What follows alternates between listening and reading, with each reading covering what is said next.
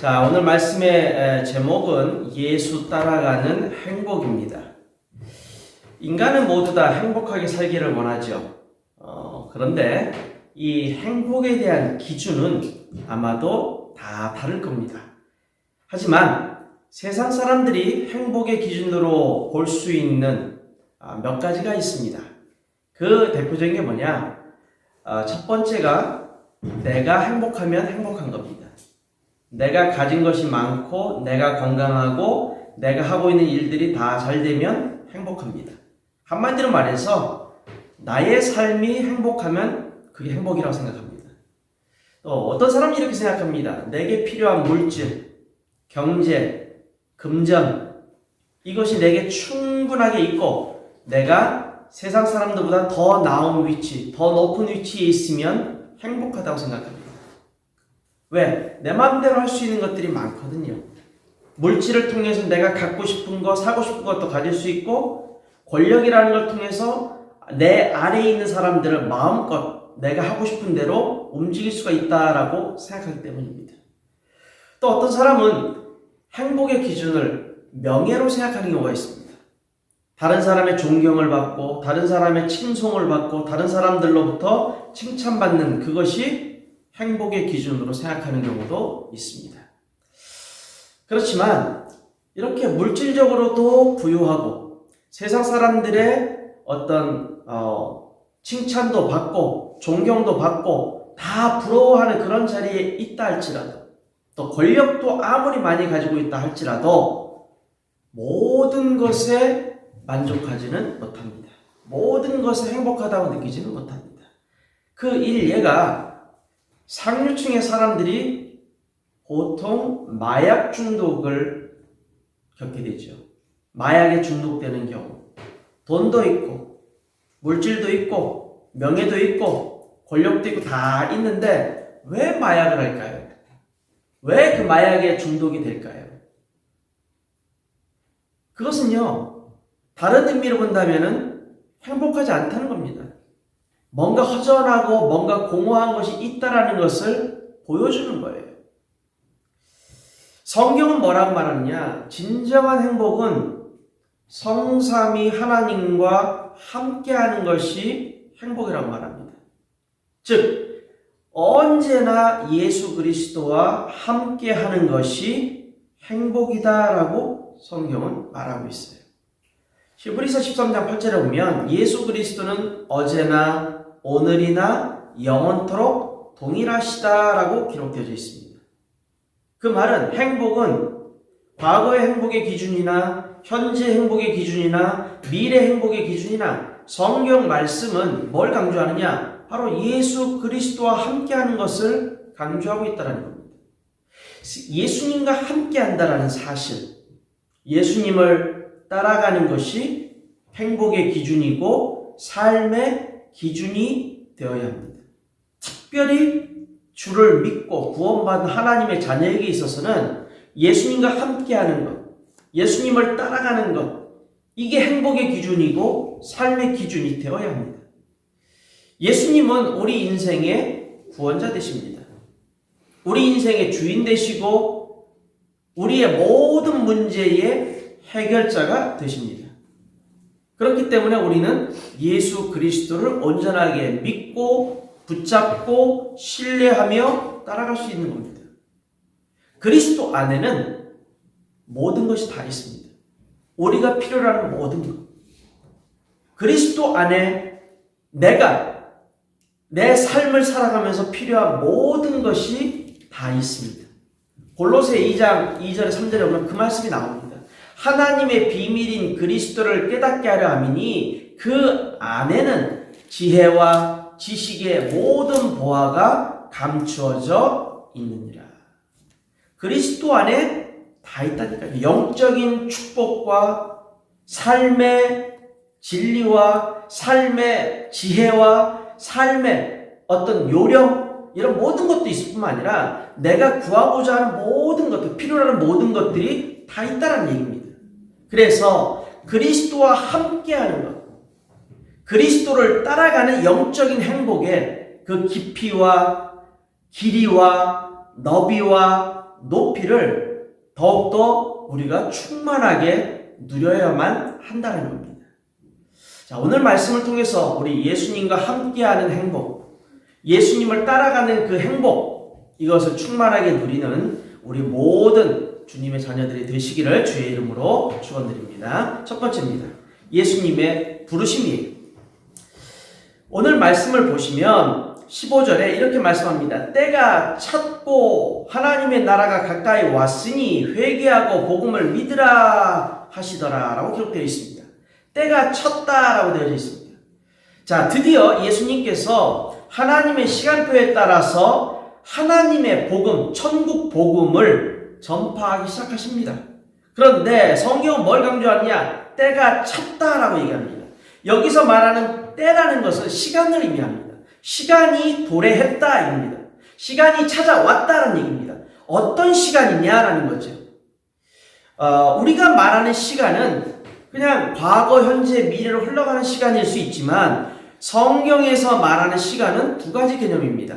하나는 우리가 지금 얘기한 것처럼 과거에서 현재로, 현재에서 미래로 흘러가는 일반적인 시간을 의미하는 크로노스라는 단어가 있고, 또 하나는 카이로스라고 해서 이거는 결정적인 시간, 절호의 찬스, 딱 때가 맞춰서 이루어지는 기회, 이런 의미를 갖습니다. 여기서 쓰인 때가 찼고의 의미 속에는 크로노스가 아닌, 일반적인 시간의 흐름이 아닌 카이로스라는 것을 의미합니다. 즉 하나님의 시간표가 되었다. 하나님께서 준비하신 절호의 그 시간표, 최고의 그 시간표가 이르렀다는 얘기입니다. 어떤 시간표일까요? 인류를 구원할 구원의 시간표가 시작되었다는 얘기입니다. 자, 영적인 사람은 뭘 깨달아야 되느냐? 영적인 사람은요, 시간이 그냥 과거에서 현재로, 현재에서 미래로 이렇게 그냥 흘러가는구나 라고 여기에 멈춰서는 안 됩니다. 영적인 사람은 반드시 임하게 되는 하나님의 시간표, 하나님의 시간표인 이 카이로스를 볼 수 있어야 됩니다. 반드시 나에게 하나님의 시간표가 찾아올 것이다. 하나님의 말씀이 반드시 이루어지게 될 그 시간표, 그 정확한 때가 나에게 임할 것이다 라는 것을 볼 수 있어야 돼요. 그게 지혜로운 사람이고 그게 영적인 사람입니다. 그냥 시간이 흘러가는구나, 세워라, 내워라, 자기 자신의 능력만을 믿고 내가 남보다 좀 나은 게 있지, 내가 남보다 좀 이거는 더 잘해, 그것만 믿고서 그냥 가요. 그건 영적인 사람의 모습이 아닙니다. 진짜 영적인 사람은 내가 붙잡은 이 언약, 그 언약이 반드시 성취될 것을 믿고 하나님 앞에 기도하면서 그 때를 기다리는 거예요. 그게 영적인 사람입니다. 전도서 3장 1절에 뭐라고 말합니까? 범사의 기한이 있고 천하 만사가 다 때가 있다라고 말합니다. 모든 것은 그 때가 있어요. 반드시 때가 있습니다. 꽃이 피는 때가 있고 꽃이 지는 때가 있습니다. 이루어지는 때가 있고 이루어지지 않을 때가 있습니다. 모든 것은 그 나름의 때와 시간이 있다라는 겁니다. 여러분이 붙잡은 언약의 말씀, 여러분이 붙잡은 하나님의 언약, 내게 주신 언약, 반드시 이루어지는 그 시간표가 온다라는 겁니다. 그걸 우리가 놓치면 안 되죠. 자, 그 시간표가 왔다라는 거예요. 드디어 예수님께서 천국 복음, 하나님 나라의 이 복음을 선포하시는 시간표가 왔습니다. 그 시간표에 따라서 하나님 뭘 하시느냐? 예수님 뭘 하셨느냐? 제자들을 보시고 부르셨다라는 겁니다. 자, 오늘 말씀 보시면 16절, 17절을 보십시오. 갈릴리 해변으로 지나가시다가 시몬과 그 형제 안드레가 바다에 금을 던지는 것을 보시니 그들은 어부라 이렇게 되어 있습니다. 주님이 보셨다는 거예요. 보신다라는 거예요. 여러분이 뭘 하고 있는지 하나님은 보고 계십니다. 하나님이 보시고 부르신다라는 겁니다. 오늘 주 예수께서 제자들을 이제 보시고 부르시는 장면이 나옵니다. 이 부르심이라는 것을 우리는 보통 콜링이라고 이야기를 하죠. 맞습니다. 이 콜링이 뭘 의미하느냐? 주님의 선택입니다.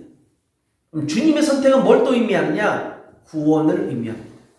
주님의 부르심은 선택하심이고 선택하심은 곧 구원을 의미합니다. 자, 그렇다면 우리가 잊지 말아야 될 것이 뭐냐? 나를 부르신 분이 누구시냐라는 겁니다. 저와 여러분을 구원의 자리로 부르신 자, 저와 여러분을 이 자리까지 부르신 자가 누구냐? 바로 예수님이시라는 겁니다. 그럼 예수님은 누굽니까? 예수님은 그리스도 되십니다. 마태복음 16장 16절에 주님은 그리스도시요 살아계신 하나님의 아들이십니다 라는 겁니다. 그래서 우리는 나를 부르신 분이 누구인지에 대해서 영적으로 깨달을 필요가 있다는 겁니다.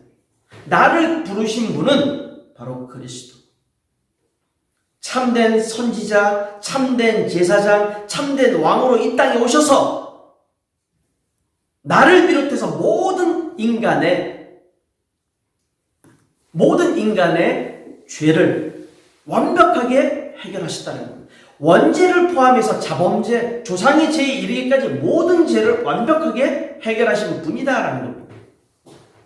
우리가 그 사실을 놓치면 안 되죠. 많은 사람들이 이걸 모르죠. 내 인생에 있어서 예수님이 누구신가라고 물어보면 엉뚱한 대답들을 합니다. 본질을 놓치고 다른 것들을 이야기하죠. 그것이 마태복음 16장 13절에서 15절까지 나오는 내용이에요. 예수님이 나를 누구라 하느냐고 물어봤을 때 사람들은 이렇게 얘기합니다. 제자들도 생각을 못합니다.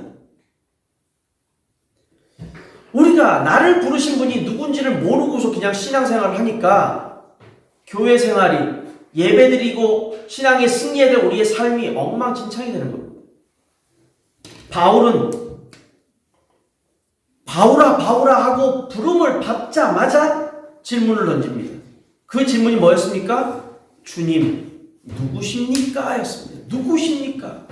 사도행전 9장 5절, 22장 8절, 26장 15절에 걸쳐서 3번이 나옵니다. 바울아, 사울아, 누구십니까? 주님 누구십니까? 당신이 누구시기에 나를 부르고 계십니까? 그걸 깨닫고 싶어서 바울은 질문을 던졌단 말이에요. 우리도 마찬가지입니다. 하나님이 나를 부르셨는데 나를 부르신 분이 어떤 분인지를 모르고서 우리가 그냥 신앙생활 한다면 그건 잘못된 신앙생활이라는 겁니다. 자, 예수님이 이제 제자들을 부르시면서 말씀하십니다.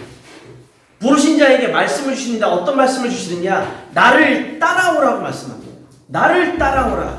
내가 너희로 사람을 낳는 어부가 되게 하겠다라고 말씀합니다. 나를 따라오라. 예수님은 우리를 부르시면서 뭐라고 말씀하시냐? 나를 따라오라고 말씀합니다. 나를 따라오라. 그 말의 의미를 우리가 가만히 한번 생각을 할 필요가 있습니다. 나를 따라오라. 그 의미는요, 예수님이 내 앞에서 내 인생을 인도하시겠다는 걸 의미합니다. 예수님이 나를 인도하시겠다. 또 예수님이 나를 따라오라고 말씀하셨을 때는 예수님께서 따라가는 모든 영혼들을 책임지신다라는 겁니다. 이 따라오라는 게 그냥 단순하게 따라오라는 의미가 아니에요. 인생을 인도하시고 인생을 책임지시겠다라는 예수님의 그 말씀이 우리에게 각인되어야 됩니다. 내 인생, 예수님을 따라간다고 했을 때 내 인생은 예수님이 책임지시는구나. 예수님이 완벽하게 인도하시는구나. 또 예수님이 따라간다, 따라오라라고 했을 때 그 의미 속에는 예수님과 함께 한다라는 겁니다. 항상 함께.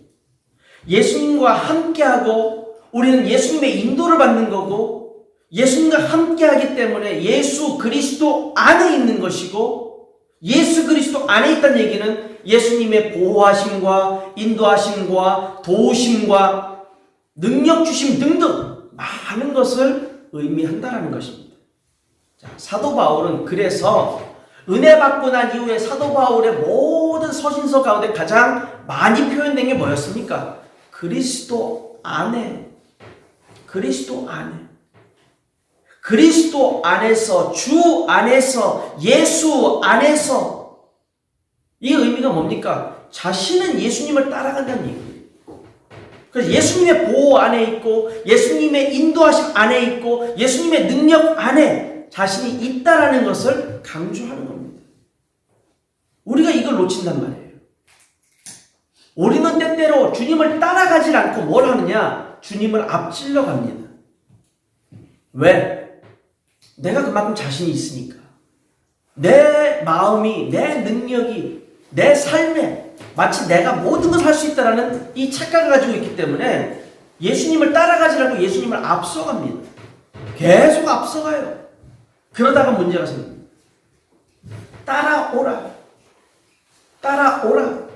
우리가 앞을 바라보면서 아직 가지 않은 미지의 세계로 우리는 나아가는 겁니다. 겪어보지 않은 삶을 살아가야 됩니다.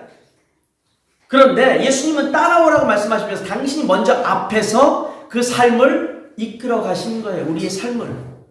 자, 그 말의 의미는 또 다른 의미로서 새로운 방향을 예수님이 제시하시는 겁니다. 예수님이 좌측으로 가시면 우리도 좌측으로 움직이는 거고, 예수님이 우측으로 가시면 우리도 우측으로 움직이는 거고, 예수님이 앞으로 곧장 가시면 우리도 곧장 앞으로 가는 겁니다. 우리가 방향 제시를 하는 게 아니라 예수님이 방향을 제시하시는 거예요. 어디로 가야 될지, 앞으로 나아가야 되는지, 왼쪽으로 가야 되는지, 오른쪽으로 가야 되는지, 예수님이 새롭게 우리의 인생이 나아가야 될 방향을 구체적으로 제시하신다는 얘기입니다. 나를 따라오라. 이 따라오라는 의미를 우리는 잘 깨달아야 됩니다. 그리고 예수님이 하신 말씀이 뭐냐? 너희로 사람을 낚는 어부가 되게 하리라. 자, 이건 예수님이 우리를 부르심 속에 당신의 원하시는 바를 우리에게 주신 겁니다. 하나님이 우리에게 원하시는 게 뭐냐? 저와 여러분에게 원하시는 게 뭔지 아십니까? 바로 이겁니다. 사람을 낚는 어부가 되게 하겠다. 우리가 구원받고 우리가 부름받고 우리가 선택받은 이후에 우리의 삶은 철저하게 예수님을 따라가야 됩니다. 그런데 그 삶 속에 하나님은 우리에게 원하시는 바를 주셨는데 그게 뭐냐? 바로 사람을 살리는 일에 쓰임 받으라는 거예요. 사람을 살리는 일. 이게 우리에게 주신 미션입니다. 사명입니다. 우리는 주님을 통해서 주님이 원하시는 바를 이루는 데 쓰임받는 그러한 주의 자녀입니다. 바울은 주님이 선택하신다는 것을 깨달았고 주님을 만나면서 누구신지를 물어봤지만 또 한 가지를 물어봅니다. 내가 무엇을 해야 됩니까? 라고 물어봅니다. 그 말의 의미는 자신을 부르신 예수님이 무언가 자신을 통해 원하시는 바가 있다라는 것을 바울은 깨달았다는 얘기예요. 사도행전 22장 10절에 보면 자기의 미션에 대해서 이 바울이 물어봅니다. 어떻게 하면 좋은지. 그 미션이 뭐였느냐? 주님의 이름을 전하는 것이다. 주님의 이름을 전하는 것. 근데 여기서 우리가 착각하는 게 있습니다. 주님의 이름을 전하는 것이 사명인데 이 사명의 주체와 사명의 객체를 우리가 착각해서 자꾸 엉뚱하게 이해를 해버립니다. 자, 사명을 주신 분은 누구냐? 사명을 주신 분, 즉 주체는 누구냐? 그리스도 되십니다. 사명을 받은 객체는 누구냐? 저와 여러분입니다. 그럼 여기에 어떤 특징이 있느냐? 사명을 주신 분이 사명 받은 자를 통해서 직접 이루어 가신다라는 거예요. 저와 여러분이 하는 게 하나도 없어요. 저와 여러분은 그저 예수 그리스도만 따라가면 됩니다. 그러면 주님이 우리를 통해서 우리에게 주신 그 자신의 그 사명을 직접 이루어 가신다라는 겁니다. 여러분이 부담될 게 하나도 없는 거죠. 그럼 객체가 되는 우리는 뭘 하면 됩니까? 주님 앞에 사명받은 그것을 쓰임받으면 되는 거예요. 그 사명을 이루기 위해 쓰임받으면 되고 더 나아가서 한 가지 더 해야 된다면 증인되면 됩니다. 증인. 주님 말씀하셨죠. 너희로 사람을 낚는 어부가 되게 하리라 했습니다. 이것은 너희는 그 어부가 될 것이다 라는 얘기입니다. 그 어부가 뭐냐? 증인이라는 얘기입니다. 증인. 사람을 낚는 어부. 멸망길을 걸어가고 있는 사람들을 구원해내는 영적 의사와 같은 사명이 바로 이 사람을 낳는 어부 속에 들어있다라는 겁니다. 여러분, 우리는 주님께서 우리를 따라오라고 부르셔서 지금 주님을 따라가고 있습니다. 따라가고 있는 과정 속에 우리는 영적인 어부로서 죽어가는 영혼들을 건져내는, 또 그들을 살려내는 영적인 의사로서의 사명을 감당하고 있는 겁니다. 여러분 모두에게 주신 그 사명을 잊지 마시고 그 사명을 이루는 일에 모두 다 쓰임 받으시기를 주님의 이름으로 축원드립니다. 두 번째입니다. 예수 따라가는 행복입니다. 자, 예수님이 나를 따라오라, 내가 너희로 사람을 낳는 어부가 되게 하리라, 이렇게 말씀을 하니 제자들이 그걸 듣고서 반응을 보입니다. 어떤 반응을 보이느냐? 곧입니다. 곧. 즉시로. 마태복음에는 즉시로, 마가복음에는 곧. 이 말의 의미는 즉각적으로 반응을 보였다라는 겁니다. 지금까지 자신들이 살고 있던 모든 것을 내려놓고 새롭게 시작할 수 있는 원동력을 얻게 되었다는 얘기입니다. 새로운 시작. 항상 우리가 새해를 맞이할 때마다 뭘 합니까? 새로운 한 해를 맞이할 때마다 우리는 결단을 합니다.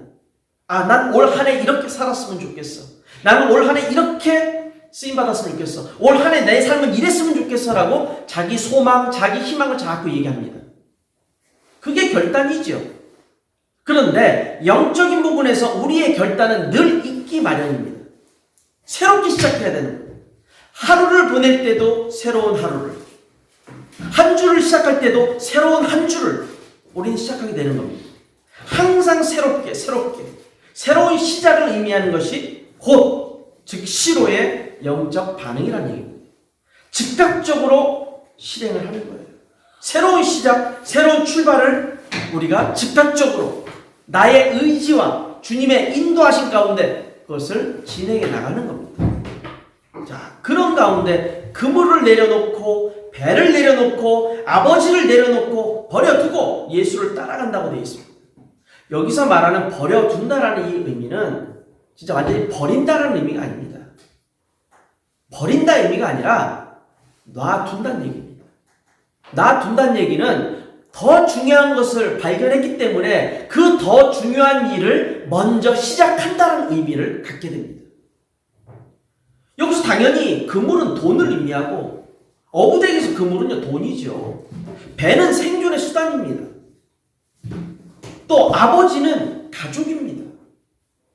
가족도 중요하고 생존의 수단도 중요하고 그물도 중요합니다. 돈도 중요합니다. 그런데 이것보다 더 중요한 것을 발견했다는 얘기입니다. 더 중요한 것. 이것을 내려놓고 우선적으로 해야 될 더 중요한 일을 발견했기 때문에 더 가치 있고 더 의미 있는 것을 발견했기 때문에 이들은 새롭게 그 일에 도전을 하게 된 겁니다. 단순히 먹고 사는 문제를 떠나서 더 중요한 것, 인생의 가치, 인생의 의미, 인생의 최고의 목표, 이런 것들을 발견했다는 얘기예요. 우선순위가 될 수 있는 것을 깨달았다는 얘기입니다. 자, 이 제자들이 도대체 뭘 했습니까, 그러면?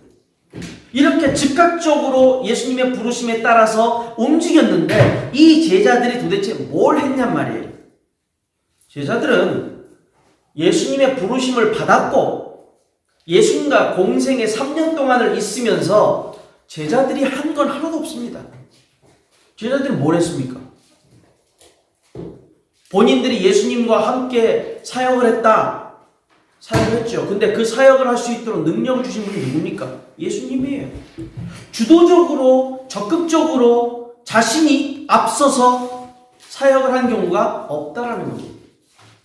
한마디로 제자들은 3년 동안 특별한 거 아무것도 한 게 없습니다. 그저 예수님을 따라다녔고 그저 예수님과 함께했고 그저 예수님의 말씀을 들을 뿐이었습니다. 그런데 하나님의 시간표가 이르렀죠. 그 하나님의 시간표가 크로노스입니다.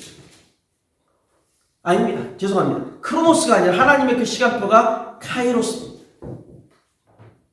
카이로스. 절대적인 하나님의 시간표. 반드시 이루어지는 하나님의 시간표. 그 하나님의 시간표가 이르게 됩니다. 예수님 승천하시고 이제 제자들은 홀로 남게 됐습니다. 그때 예수님의 그 말씀이 그대로 성취되는 이 카이로스의 시간표가 임하게 되죠. 마가다락방에 성령이 임함으로 말미암아 제자들이 쓰임받게 되는 시간표가 드디어 임하게 된 겁니다. 이제 제자들이 주인공이 되어서 제자들을 통해서 이제 역사가 시작되어집니다. 바로 이것이 우리가 사도행전 2장에 마가다락방에 일어났던 성령의 강림하심이 시간표가 됐던 겁니다. 그래서 성경 뭐라고 강조합니까? 오순절 날이 이름에, 이 말의 의미는 그 안에 하나님의 시간표가 이루게 됐다라는 것을 강조하는 겁니다. 주님의 시간표가 이루어졌다. 절대적인 시간표가 이루어지게 되었다. 제자들은 이때부터 본격적으로 주님 앞에 쓰임받는 시간표를 갖게 되죠. 제자들, 한마디로 말한다면 그들은 무능력했다고 말할 수도 있습니다. 하지만 주님과 함께하는 것이 그들에게는 최고 행복한 시간이었습니다. 최고 축복된 시간이었죠. 그리고 이제는 본인들이 하나님 앞에서 쓰임받는 행복을 본격적으로 누리게 됩니다. 행복한 시간표. 하나님이 함께하심을 누리는 것이 행복한 시간표입니다. 하나님 말씀, 예수님의 이 말씀에 우리가 순종하고 그 말씀을 삶에 적용하면서 살아간다는 것이 행복한 시간표가 되어야 됩니다. 우리 모두가 바로 이러한 행복한 시간표를 갖는 주의 귀한 전도자들이 다 되시기를 주님의 이름으로 축원드립니다. 결론입니다. 작자 미상인데 어느 성도가 이런 말을 했습니다. 하나님이 당신을 부르시는 것이 당신에게는 의미가 없을지도 모르지만 그것은 항상 그분에게는, 즉 하나님에게는 큰 의미가 있다라고 말했습니다.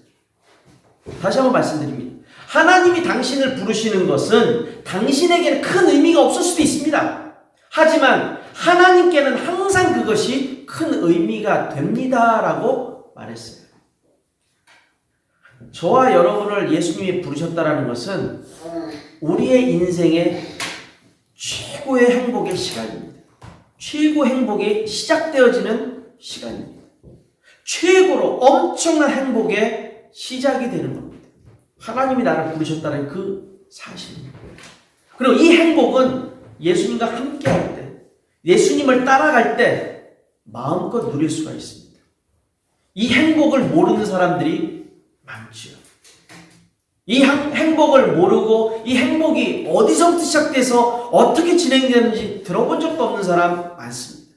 이 행복을 전해줄 수 있는 참된 전도자, 참된 행복자, 그게 바로 저와 여러분입니다.